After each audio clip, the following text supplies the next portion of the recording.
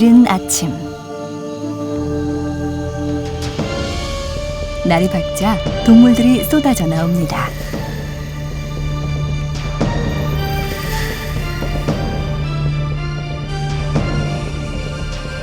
그 수를 헤아릴 수조차 없을 정도의 많은 생명이 살아가고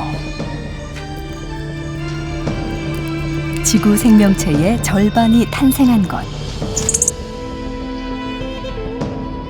인간에게 그 속살을 온전히 보여주지 않고 아직도 수많은 생명을 보듬는 곳. 이곳이 바로 열대 우림입니다.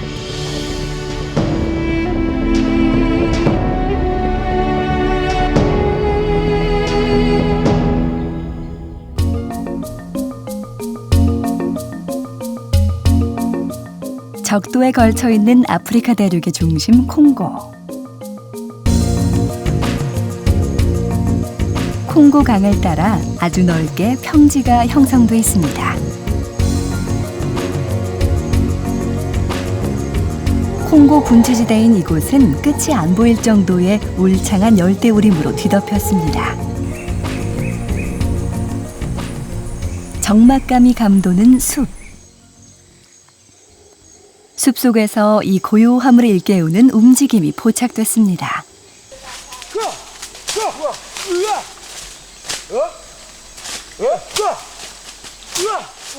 뭔가를 열심히 쫓고 있는 사람들. 숲속에 사는 피그미족입니다. 피그미족은 다 자란 성인의 키가 평균 150cm에도 못 미칠 정도로 아주 작습니다. 피그미족이 사냥에 나섰습니다. 한쪽에서 그물을 치고 다른 쪽에서 몰이를 합니다.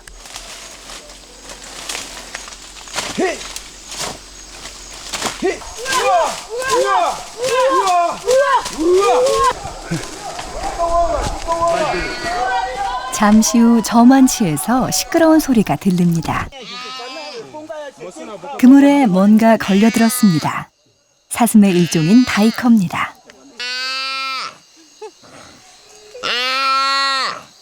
다이커는 울창한 숲에서 살아남기 위해 몸집이 작게 진화했습니다. 피그미족에게 다이커는 아주 중요한 단백질 공급원입니다.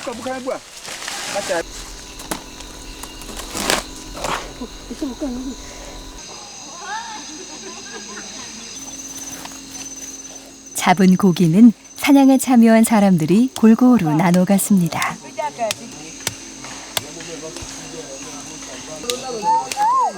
오늘 잡은 다이커로 모처럼 피그미족은 푸짐한 저녁을 맞이할 수 있게 됐습니다.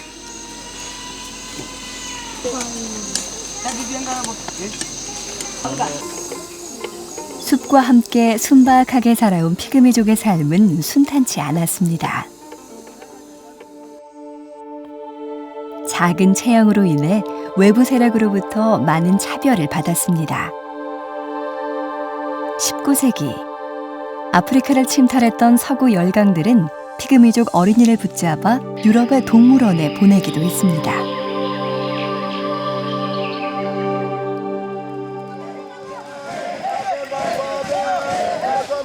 숲과 살아온 피그미족. 피그미족의 키가 작은 원인은 무엇일까요? 학자들은 생활 공간과 밀접한 관련이 있다고 말합니다. 대부분의 시간을 숲에서 생활하는 피그미족은 햇볕을 쬐일 수 없었고 그로 인해 피부를 통한 비타민 D의 생성이 적었습니다. 결국 여러 세대에 걸쳐 뼈의 성장과 유지에 관련된 칼슘 흡수가 제한되어 키가 작아졌다고 합니다.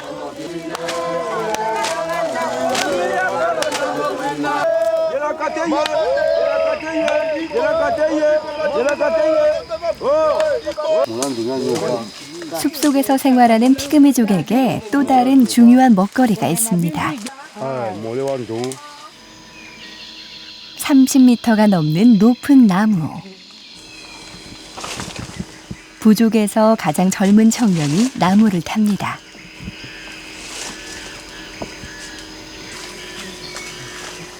나무의 지름이 워낙 크다 보니 미리 준비한 덩굴에 몸을 맡겨 오릅니다.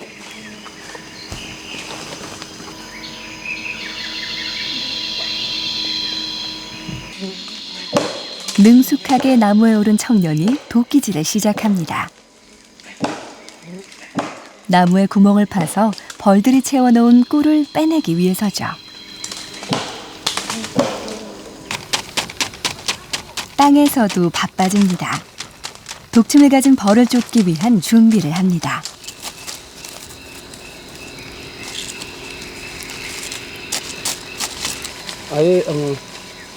나뭇잎에 숯을 넣어 연기를 피워서 올려보냅니다.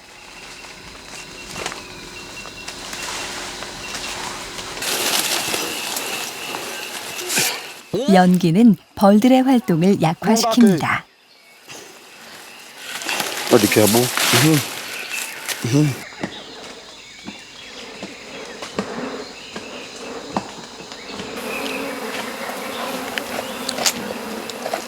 30여 분의 씨름 끝에 벌집을 꺼내는데 성공했습니다.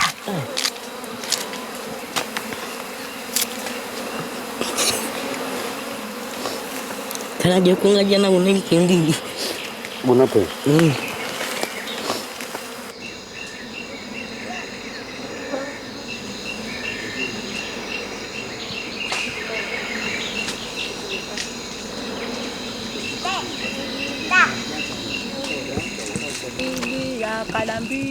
당분 섭취가 쉽지 않은 숲속에서 꿀은 귀한 음식입니다.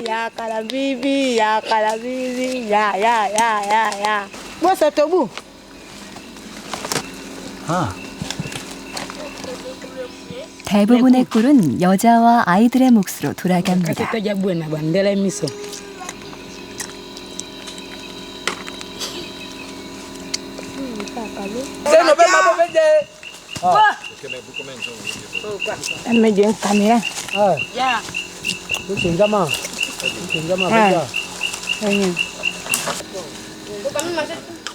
모든 것을 숲에서 얻는 피그미인들은 자연을 알고 또한 존중합니다.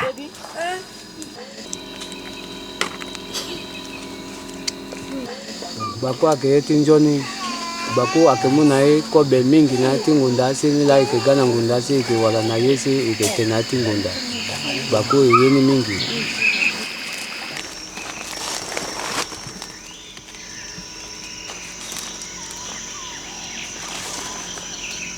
콩고의 열대우림은 피그미족만의 활동 공간은 아닙니다. 이 숲속에는 피그미족과 오랫동안 같은 영역을 지배해온 영장류가 살고 있습니다.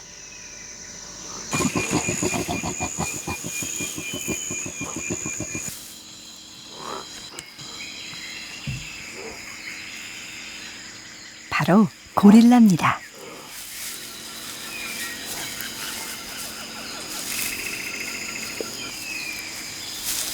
피그미족과 오랫동안 평화를 누려온 고릴라. 고릴라의 덩치는 피그미족보다 훨씬 큽니다.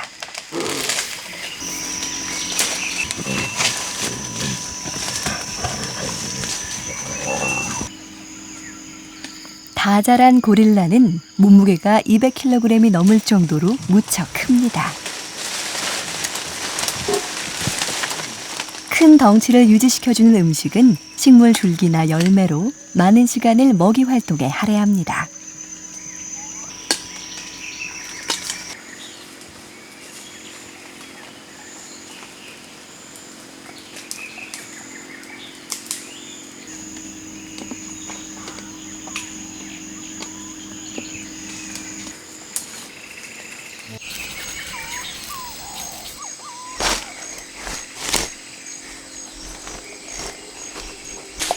숲속에는 고릴라의 훌륭한 간식거리가 있습니다.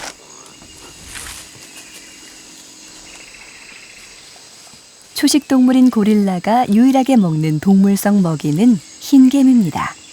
흰개미를 통해 부족한 단백질을 보충합니다. 인간의 DNA와 98%가 같은 고릴라. 고릴라는 사람과 마찬가지로 두 손을 이용한 섬세한 동작을 할 수 있어 아주 작은 흰개미를 하나하나 잡아먹습니다. 고릴라는 커다란 덩치와 그 생김새가 인간과 비슷하다는 이유로 순환을 겪어왔습니다. 20세기 초, 서양의 수집가와 사냥꾼들에 의해 많은 고릴라들이 사살되거나 생포됐습니다. 이를 정당화하기 위해 사람들은 고릴라가 포악한 동물이라는 킹콩의 이미지를 만들어냈습니다.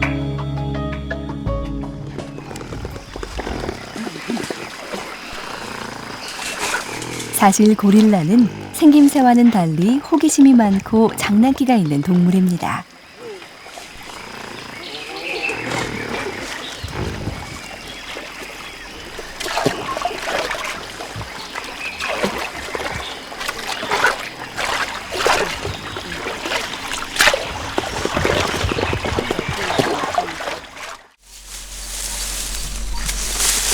고릴라는 일부 다처제사 배를 이루며 살아갑니다.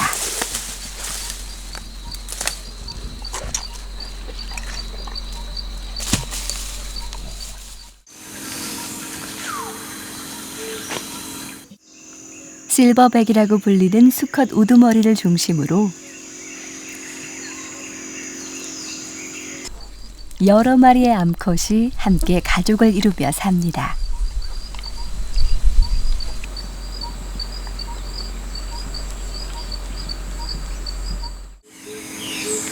실버백은 가족의 중심에서 모든 결정을 내립니다.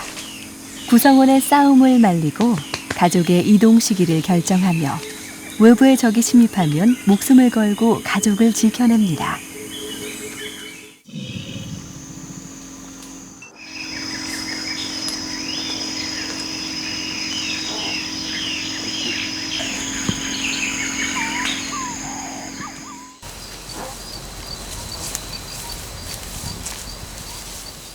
암컷 또한 실버백과 아주 긴밀한 관계를 유지합니다. 든든한 수컷의 보호 아래 새끼를 지키려는 암컷의 생존 전략입니다.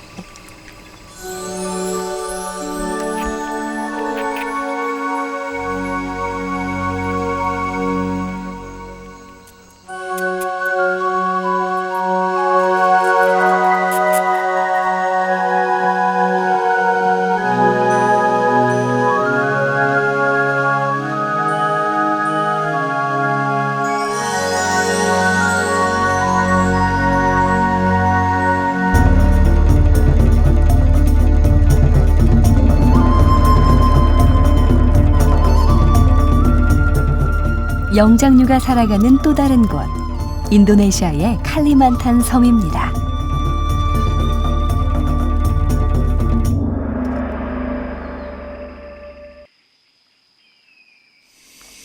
칼리만탄 열대 우림에는 영장류 가운데 가장 지능이 높은 동물이 삽니다.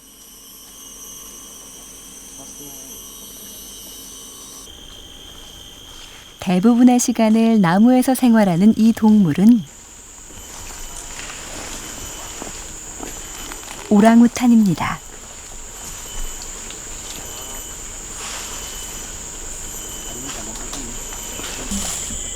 오랑우탄은 인도네시아어로 숲속의 사람이란 뜻을 지녔습니다.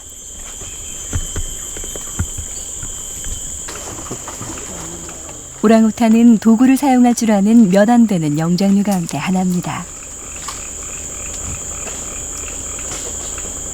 인간을 제외한 5손가락을 가진 동물 가운데 새끼를 키우는 기간이 5년으로 가장 깁니다.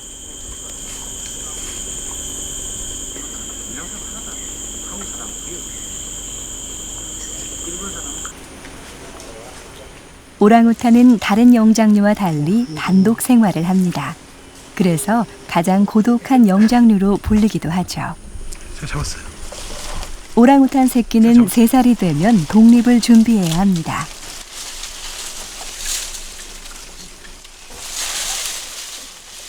아직 나무 타기에 서툰 새끼.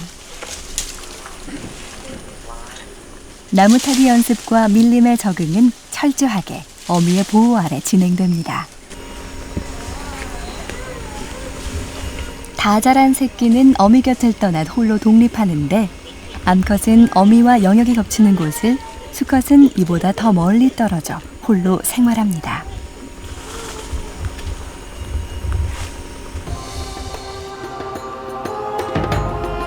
오랑우탄은 칼리만탄과 수마트라 섬에만 존재하는 아시아만의 자연유산입니다. 하지만 열대우림의 급격한 감소로 인해 이제 오랑우탄을 숲에서 만나기는 점점 어려워지고 있습니다.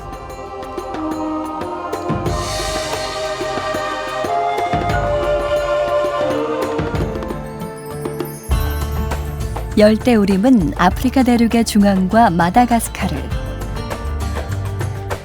그리고 동남아시아와 파푸아 뉴기니, 중앙아메리카와 아마존 지역에 걸쳐 폭넓게 분포합니다. 주로 적도를 중심으로 남북으로 걸쳐 있습니다. 열대우림을 만들고 생명을 불어넣은 것은 태양입니다.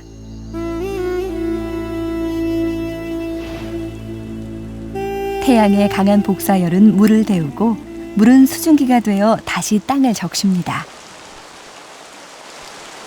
열대우림은 연 강수량은 2000mm가 넘으며 늘 습하고 더운 것이 특징입니다.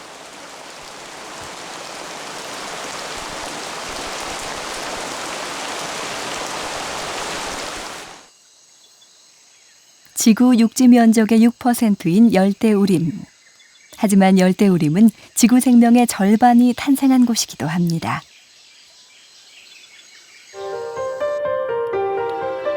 열대우림의 숲은 그 자체가 살아 숨쉬는 하나의 행성과도 같습니다. 나무들은 한 줌의 빛을 더 받기 위해 하늘을 향한 치열한 경쟁을 벌입니다.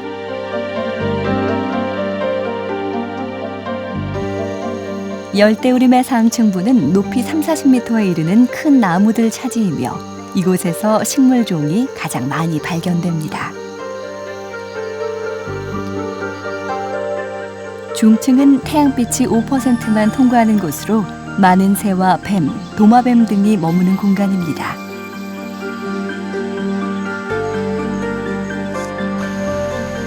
바닥층은 태양빛이 겨우 2% 정도만 도달합니다. 때문에 이곳은 적은 양의 햇빛으로도 살아갈 수 있는 식물들이 자랍니다.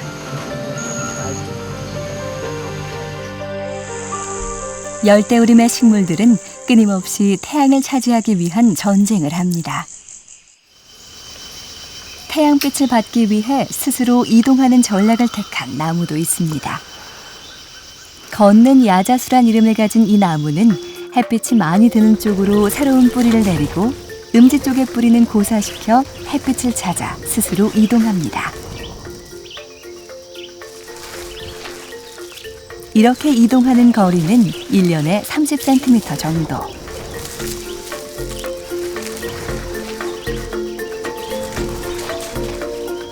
So in this way it can move ever so slowly. It's very slow.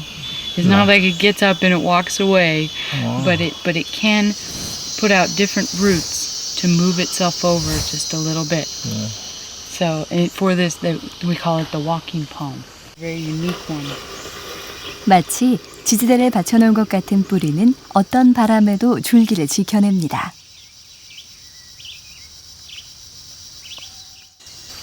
오랜 세월 동안 열대우림의 식물들은 스스로 생존 전략을 터득했습니다.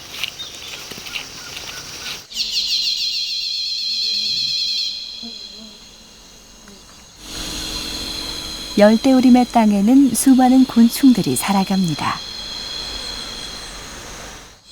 그런데 이 곤충을 노리는 식물이 있습니다. 식충식물입니다. 질소 성분이 부족한 토양에서 살아남기 위해 택한 전략입니다. 이 식충식물은 함정 기법을 이용하는데 잎 주위로 꿀을 분비시켜 곤충을 유인합니다. 꿀을 먹기 위해 달려든 곤충은 경사진 미끄러운 표면으로 인해 잎 안쪽으로 빨려 들어갑니다. 일단 잎 속으로 빨려 들어가면 탈출하는 일은 불가능합니다.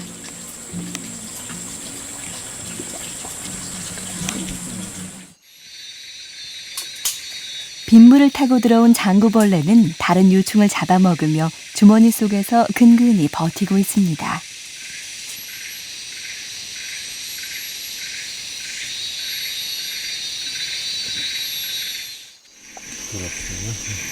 식충식물 속을 살펴보기로 했습니다.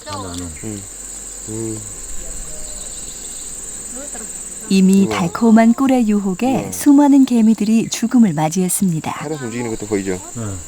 식충식물은 뿌리 대신 이 곤충들을 통해 영양을 공급받는 전략을 택한 것입니다. 이렇게 숲은 보이지 않는 질서와 에너지를 품으며 움직입니다.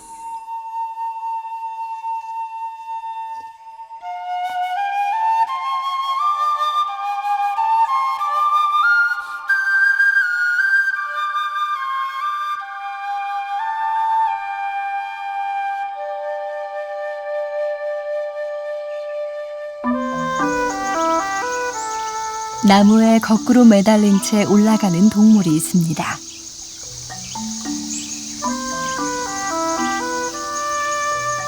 나무늘보입니다. 자거나 먹거나 지저분한 동물의 대명사로 불리는 나무늘보. 나무늘보는 거의 평생을 나무에서 지냅니다. 동작도 무척 느려 천적을 피할 경우에도 겨우 분당 4m를 이동할 뿐입니다. 숲을 떠나서는 살 수 없는 나무늘보. 하지만 열대우림의 환경에는 완벽히 적응한 동물입니다.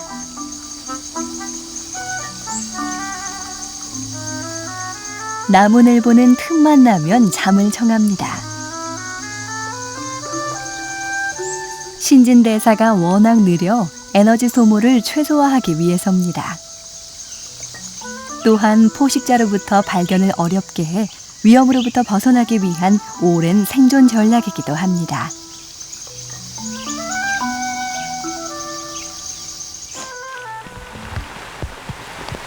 비는 식물에게는 성장의 필수적 요소지만 열대우림의 동물들에게는 무척이나 성가신 존재입니다.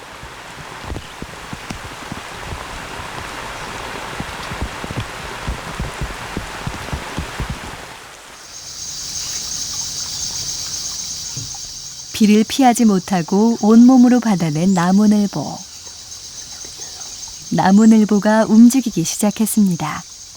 비로 인해 떨어진 체온을 유지시키기 위해 먹이 활동에 나섰기 때문입니다.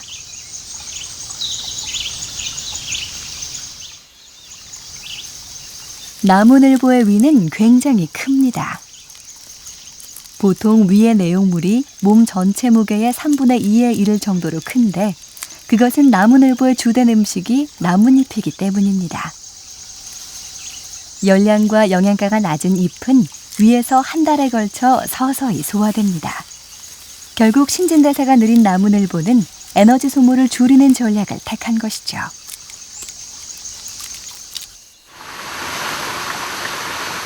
숲속에 몸을 감추고 있는 또 다른 녀석이 있습니다. 꼼짝 않고 몸을 나무에 의지하고 있는 녀석은 이구아나입니다.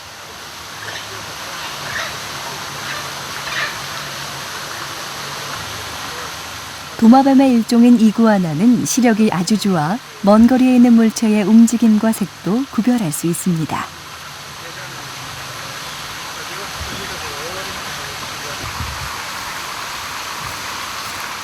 이구아나는 생김새와 달리 겁이 많은 초식성 동물입니다. 주로 연한 잎을 먹는데 발달한 시력을 이용해 울창한 숲속에서 신선한 먹이를 찾습니다.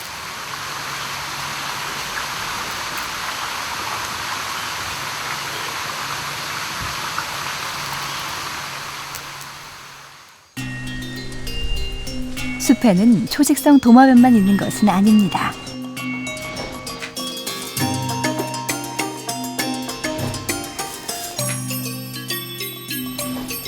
한순간에 숲을 공포의 도가니로 몬 녀석은 카멜레온입니다.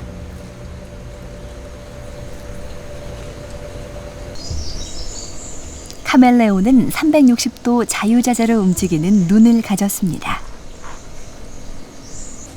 또 두 눈은 서로 각기 움직이며 먹잇감을 찾아냅니다. 카멜레온 혀의 발사 속도는 초속 15m에 이릅니다. 또한 자기 몸 길이보다 훨씬 멀리 혀를 내보내 먹잇감을 잡습니다. 작은 도마뱀이나 새까지 잡아먹는 카멜레온은 숲속의 작은 포식자입니다.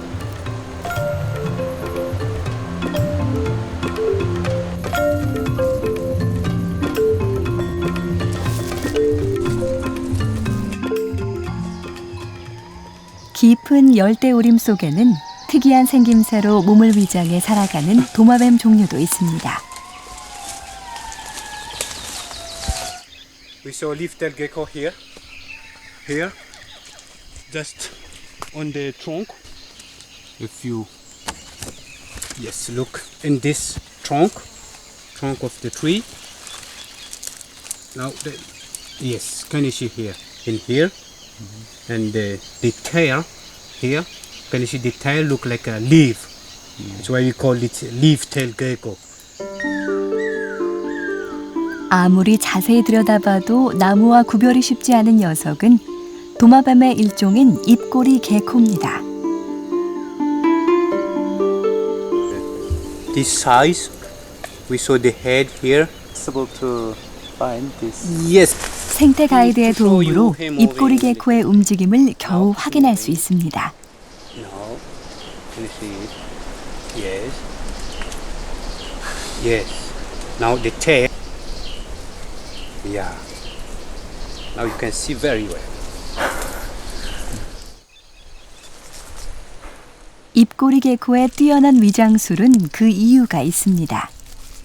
밤에 주로 나방이나 작은 곤충들을 사냥하고 낮에는 몸을 감쪽같이 위장해 천적의 공격으로부터 몸을 보호하기 위해서죠.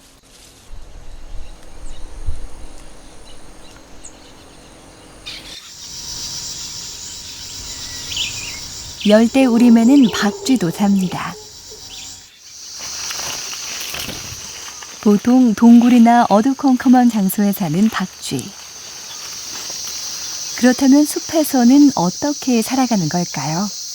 연구원이 살피는 곳은 너른 나뭇잎. 나뭇잎 아래 뭔가가 붙어 있습니다.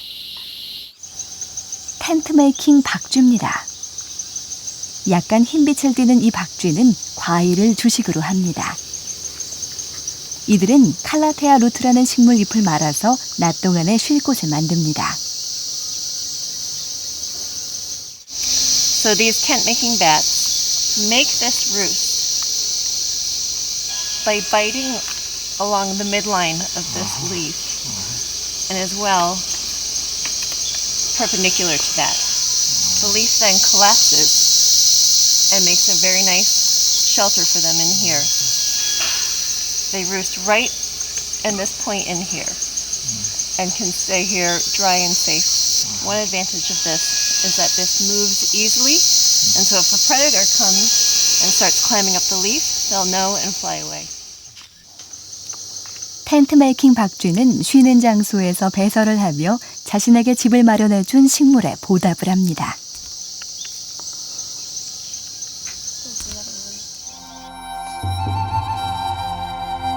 숲속 깊은 바닥에는 다양한 포유류도 살아갑니다. 몸 길이 50cm 정도인 아구티입니다. 아구티는 설치류의 일종으로 겁이 많은 동물입니다. 짙은 밤색을 띠는 아구티는 그 생김새가 기니피그와 비슷하지만 다리는 더 깁니다.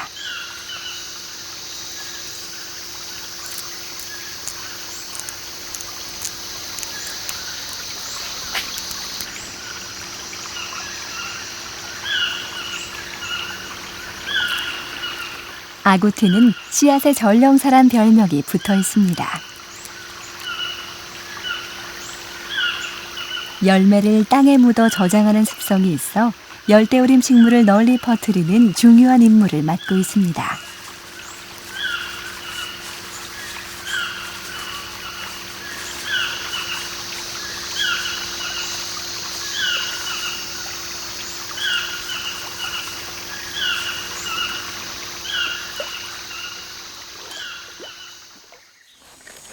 열대 우림에는 얼핏 보면 돼지의 모습과 비슷한 또 다른 동물이 있습니다.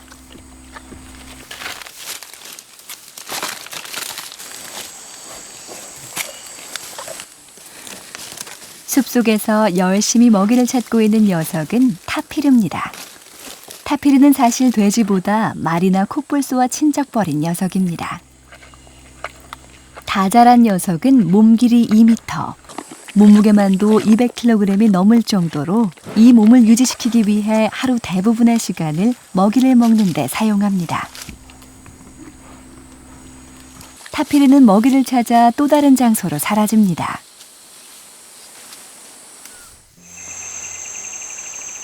땅에 사는 녀석은 포유류만 있는 것은 아닙니다. 숲에서는 우리 귀로는 들리지 않는 아주 작은 움직임이 포착됩니다.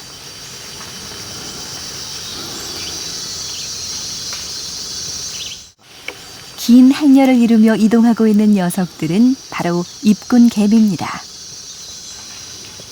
저마다 잎을 하나씩 물고 열심히 나르는 녀석들. 그런데 이 잎은 어디서 난 걸까요? 바로 커다란 식물 잎을 잘게 자른 조각잎입니다.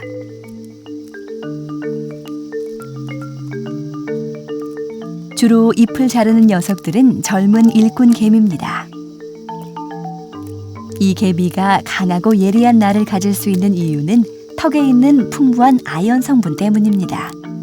하지만 턱을 자주 사용하고 나이가 들다 보면 이가 점점 무뎌져 쓸모없게 됩니다. 그러면 늙은 일꾼개미는 잎을 자르는 직종에서 은퇴해 짐꾼으로 직종을 바꿉니다.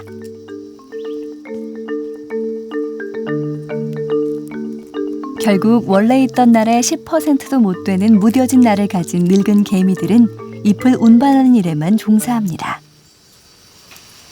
노화로 인한 문제를 잎군개미는 이렇게 슬기롭게 해결하고 있습니다. 어렵게 잎을 채취한 개미는 이제 집까지 몇십 미터를 이동해야 합니다. 그렇다면 어렵게 채집한 나뭇잎은 어떤 용도로 쓰이는 걸까요? 잎군개미는 버섯 농사 선수로 잘 알려져 있습니다. 채집한 잎은 버섯 재배용 비료로 쓰입니다.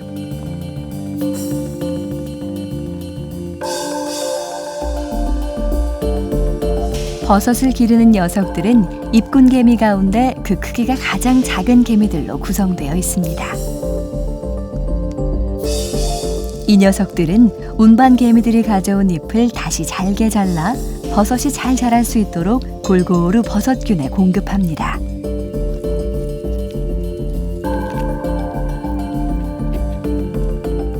잎군 개미들은 버섯균이 어떤 나뭇잎을 원하는지 오랜 경험을 통해 잘 알고 있습니다.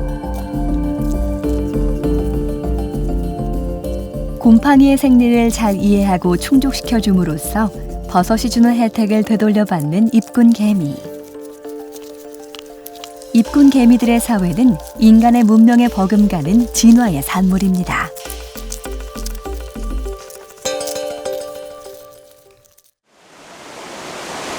물이 항상 흐르는 촉촉한 개울가에는 다양한 도깨구리가 살아갑니다. 도깨구리는 그 크기는 작지만 독을 품고 있어 천적으로부터 몸을 보호합니다. 뿐만 아니라 피부에서 맹독성의 독을 분비해 작은 곤충을 사냥하기도 합니다.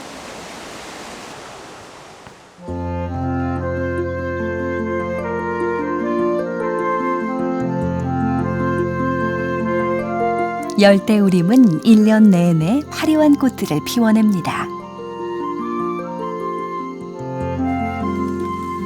그런데 꽃을 수정시키는 새가 있습니다.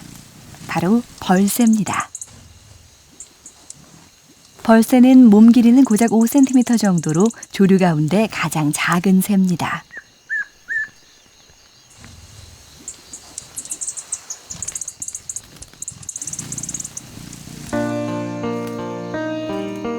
하루당 최대 80회가량 날갯짓을 할 수 있어 정지 비행도 가능합니다.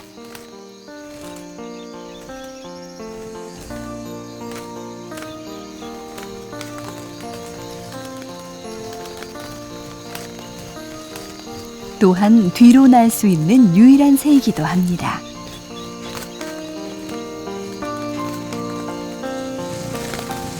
벌새는 열대우림에 활력을 불어넣는 요정 같은 존재입니다.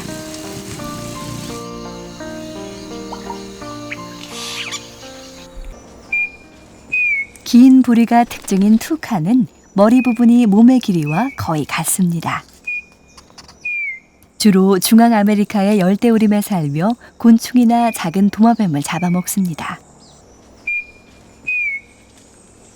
때로는 작은 새의 알을 훔쳐먹기도 하지만 열대과일나무의 씨를 널리 퍼뜨리는 아주 중요한 역할을 담당합니다.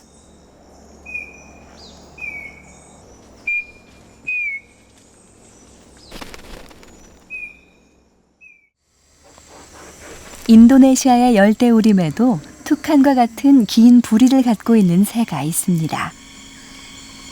붉은 호 코뿔새로 불리는 이 새는 긴 부리를 갖고 있는 새 가운데 몸 길이가 1m로 가장 큽니다. 붉은 호 코뿔새는 피고스 나무 열매를 먹고 삽니다.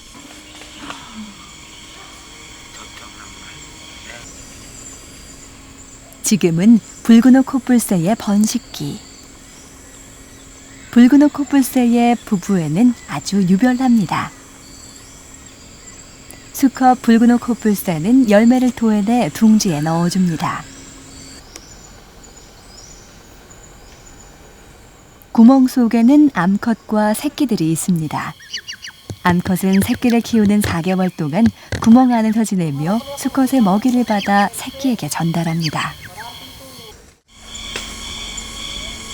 암컷은 새끼를 키우는 동안 수컷에게 전적으로 의존할 수밖에 없습니다.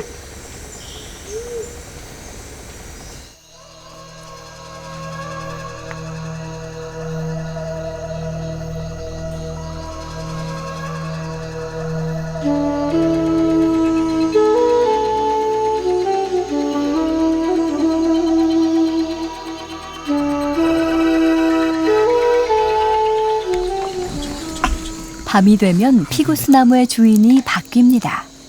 숲의 도깨비라고 불리는 안경원숭이. 불과 10cm밖에 안 되는 지구상에서 가장 작은 영장류입니다.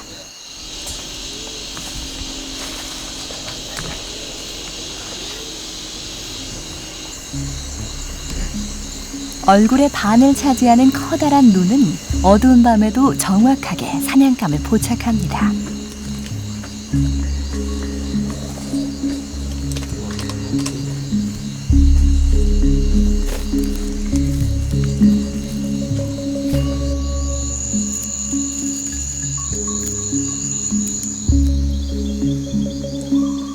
눈 못지않게 뛰어난 청각을 이용해 곤충의 위치를 정확히 파악하는 안경원숭이.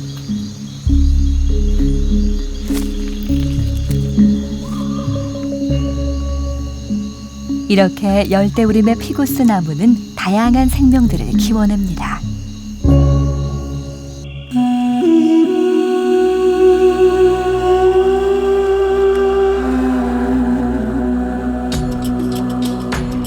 열대우림이라고 해서 전체가 숲으로 뒤덮여 있는 것은 아닙니다.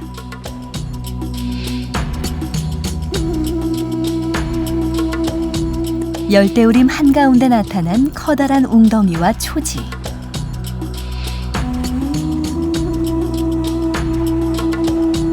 바위라고 불리는 열대우림 한가운데 있는 습지입니다. 바위는 주위보다 지대가 낮아 물이 고이면서 자연스럽게 형성됐습니다.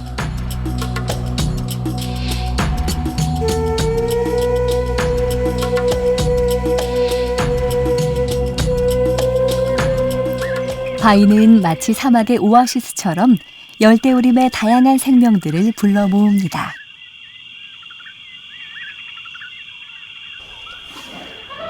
콩고 열대우림에만 사는 숲코끼리들이 모습을 드러내는 유일한 공간이 바위입니다. 바로 바위의 물과 흙에서 코끼리들에게 필요한 염분과 칼슘, 미네랄 등을 섭취하기 위해서죠. 바위는 숲 코끼리가 짝을 찾는 장소이기도 합니다. 번식에 성공하면 암컷은 혼자 새끼를 낳아 키웁니다.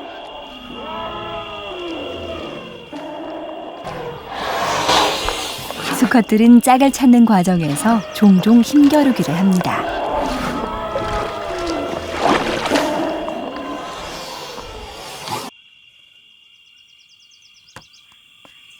고릴라 가족도 바위를 자주 찾습니다. 숲에 없는 신선한 풀을 먹기 위해서죠. 이때 놀라운 것은 풀뿌리를 씻어서 먹는다는 점입니다.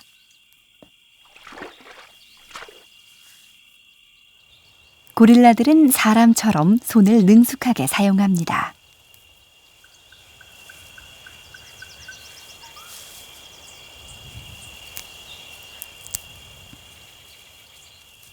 바위에서 한가로운 시간을 보낸 고릴라 가족은 자신들의 집인 숲으로 돌아갑니다.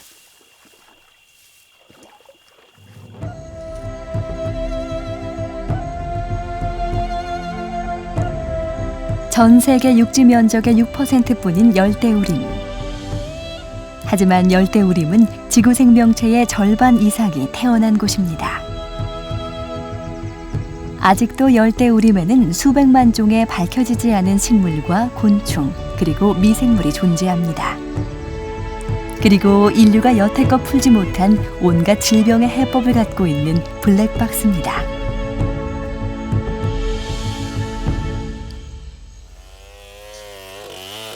열대우림은 인간의 벌목과 경작지 확대로 고통받고 있습니다.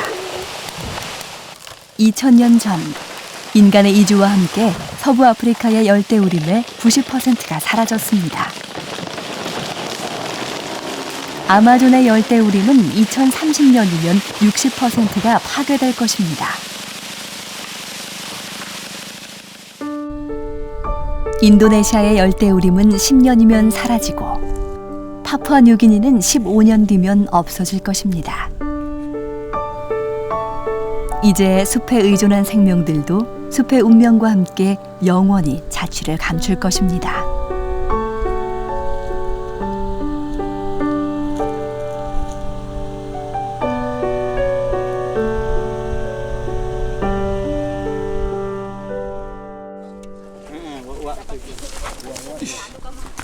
멸종위기의 유인원 오랑우탄.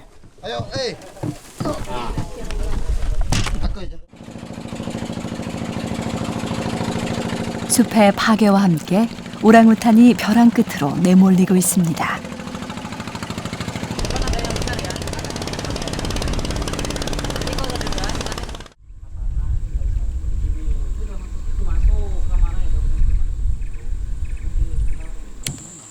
오늘은 인간들에 의해 보호받던 오랑우탄들이 자연으로 돌아가는 날입니다. 그동안 숲의 파괴로 서식지를 잃고 떠돌던 오랑우탄들은 마땅한 서식지를 찾지 못했었습니다. 다행히 오랑우탄은 NGO의 활동으로 야생 적응 훈련을 받고 자신들이 살았던 열대림을 다시 찾을 수 있게 됐습니다. Pas sekarang katanya ibu sakit, kan saya berjaga ini. Semua orang tak biar. 숲으로 돌아온 오랑우탄은 본능적으로 나무에 기어오릅니다. 유연한 손과 긴 발가락을 이용해 나무를 붙잡습니다.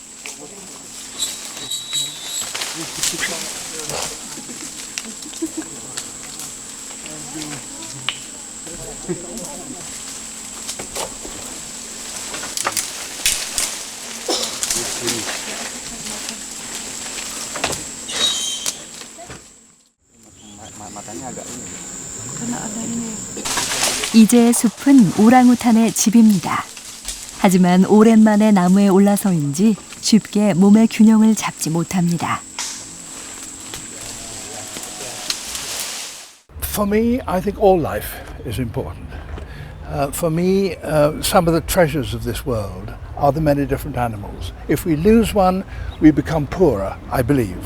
But there are also good scientific reasons and practical reasons why we should maintain as many of these species as we can, because ecosystems are very complicated. They are more complicated than we understand.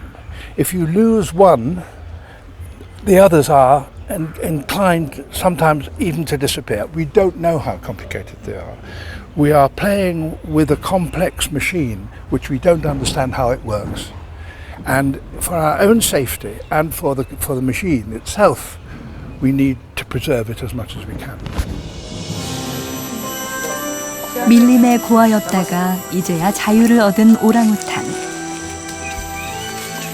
오랑우탄에게 자유는 그들이 마음껏 숨쉬고 뛰어놀 수 있는 숲을 의미합니다.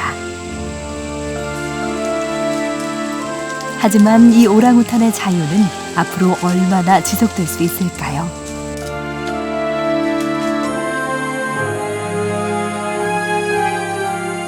그 해답은 오직 우리 인간만이 알고 있습니다.